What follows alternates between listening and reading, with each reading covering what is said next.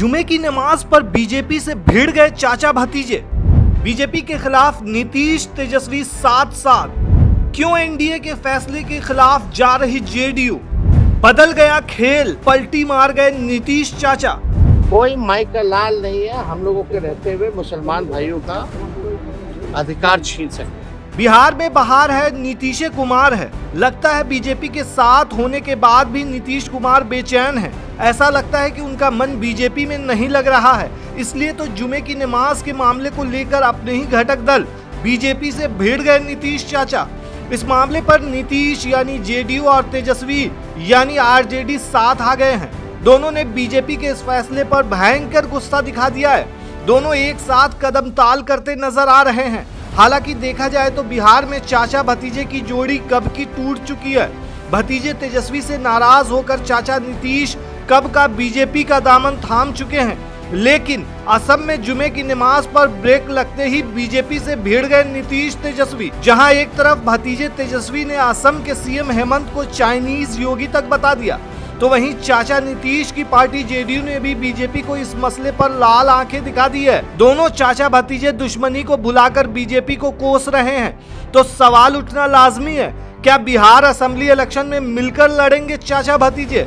अगर ऐसा होता है तो बीजेपी की हवा टाइट हो जाएगी, क्योंकि दो टायर पर धीरे धीरे रेंग रही एनडीए की गाड़ी का एक टायर पंक्चर हो जाएगा। तो गाड़ी कब बैठ जाएगी कोई नहीं जानता। चलिए समझते हैं पूरा मामला। दरअसल असम में मुसलमानों की जुमे की नमाज की छुट्टी पर वहां की बीजेपी सरकार ने ब्रेक लगा दिया है। इसी को लेकर असम के सीएम को तेजस्वी ने चाइनीज वर्जन ऑफ योगी तक करार दे दिया है। सबसे पहले आप ये वीडियो देखिए। यही विधानसभा में को भाजपा का एमएलए या मंत्री बंदर की तरह कूद रहा था। अब बोल रहा था कि वोटिंग का अधिकार छीन लेंगे मुसलमानों का। हम एक बार खड़ा हुए, ठंडा दिए उसको, उसके बाद से खड़ा हुआ है क्या कोई? तो भाजपा के लोग इसी तरीके का काम करते रहते हैं और आश्चर्य की बात है मुख्यमंत्री क्यों चुप है इस मामले में। तेजस्वी यादव ने साफ सीधे तौर पर कहा है कि सस्ती लोकप्रियता के लिए भाजपा के लोग ये सब करते हैं। उन्होंने मुसलमानों को एक सॉफ्ट टारगेट बना दिया है। कभी वक्फ बोर्ड का बिल आ जाता है तो कभी एनआरसी और सीएए का बिल आ जाता है। किसी न किसी तरह से इन लोगों को, अल्पसंख्यकों को तंग करना है। कोई माई का लाल नहीं है हम लोगों के रहते हुए मुसलमान भाइयों का अधिकार छीन सके। हम लोग हमेशा से लड़ते रहे और आगे भी लड़ते रहे। जो असम की जो मुख्यमंत्री है वो सस्ती लोकप्रियता के लिए इस तरह से करते हैं। ये है कौन? ये केवल सस्ती लोकप्रियता चाहते हैं। और ये भाजपा के लोगों ने मुसलमान भाइयों को एक सॉफ्ट टारगेट बना लिया। वहीं तेजस्वी यादव ने वीडियो के कैप्शन में यह भी लिखा कि देश की आजादी में आरएसएस छोड़कर सभी धर्मों के लोगों का हाथ है। हमारे मुसलमान भाइयों ने देश को आजादी दिलाने में कुर्बानियां दी हैं और हम लोग जब तक हैं तब तक कोई माई का लाल उनका बाल बांका नहीं कर सकता। अब असली खेल समझिए। ये तो हो गई तेजस्वी यादव की बात। असली बात तो यह है कि जेडीयू ने भी इस फैसले का विरोध करना शुरू कर दिया। जेडीयू नेता नीरज कुमार ने असम सरकार के इस फैसले का विरोध करते हुए कहा कि किसी को भी धार्मिक आस्थाओं पर हमला करने का अधिकार नहीं है। इसी के साथ उन्होंने जुमे की नमाज के लिए 2 घंटे के ब्रेक को समाप्त करने के खिलाफ अपनी आवाज बुलंद की। नीतीश के चहेते जेडीयू नेता नीरज कुमार ने तो बीजेपी को बिना मांगे सलाह तक दे डाली।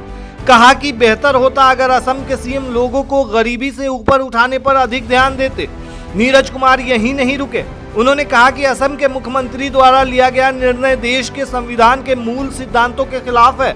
उन्होंने कहा कि हिंदू परंपरा का एक महत्वपूर्ण हिस्सा मां कामाख्या मंदिर है। क्या आप वहां बलि की प्रथा पर प्रतिबंध लगा सकते हैं? वहीं जेडीयू ही नहीं, एलजेपी यानी रामविलास पासवान की पार्टी के मुखिया चिराग पासवान भी बीजेपी के फैसले का विरोध कर चुके हैं। चिराग पासवान ने जातीय जनगणना, लैटरल एंट्री से पोस्टिंग पर बीजेपी नेतृत्व से अलग रुख अपनाया है।